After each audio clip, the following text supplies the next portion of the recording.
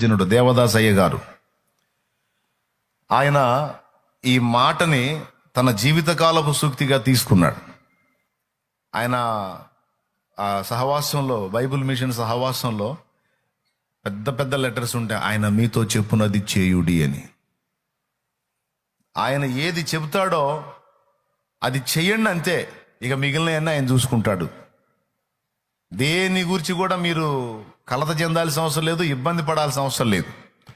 ప్రభువు చెప్పినవన్నీ నేను చేశానా లేదా అన్నది ఒక్కటి చూసుకో, ఇక మిగిలిన కార్యక్రమాలు ఆయన చూసుకుంటాడు.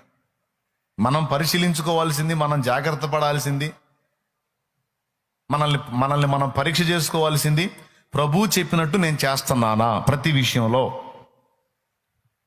చెప్పినట్టు చేస్తే ఇక ఏదైనా తేడా వస్తే ఆయన చూసుకుంటాడు.